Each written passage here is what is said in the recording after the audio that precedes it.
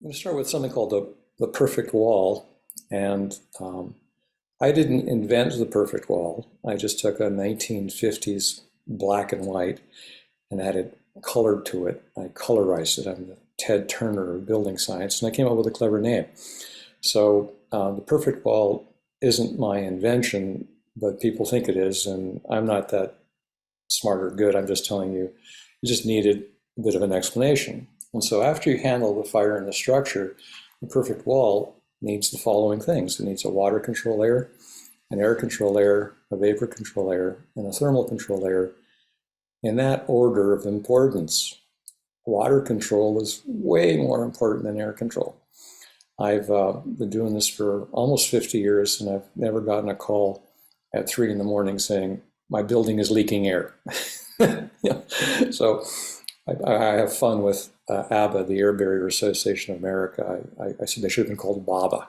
They should have been the Water Control Association of America, because their air barriers are really water control layers that have an air control function added to them. Anyway, water more important than air, and both way more important than vapor. You're better off not having a vapor barrier than having one in the wrong place. Now, having one in the right place is really good, and so we're going to encourage you to have one in the right place. But if you don't know where to put one in, don't have one, because it makes things bad. And the least important is the thermal control layer, or the most, depending on your perspective. The energy flow affects the other three mechanisms.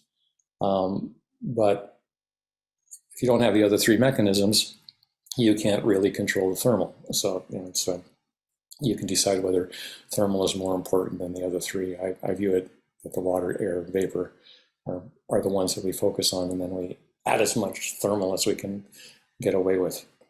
So here it is. Here's the 1950s sketch that I added color to.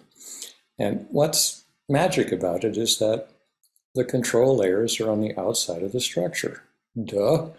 That heavy black line is the water control, the air control, and the vapor control.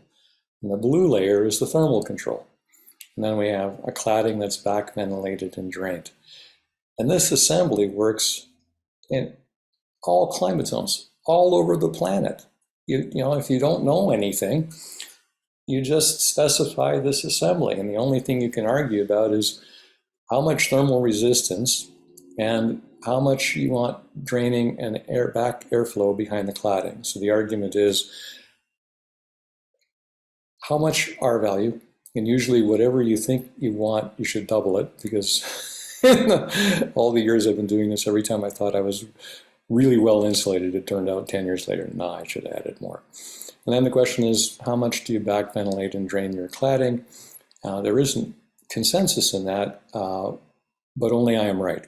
So you should listen to me and not anybody else. But you need it, but you don't need a lot. And it depends on what? It depends on the cladding. And the cladding question is going to affect flow through assemblies and partially flow through assemblies and whatever.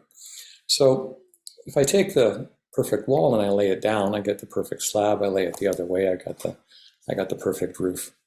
And so the physics of walls, roofs, and foundations are the same. This is like an aha moment, right?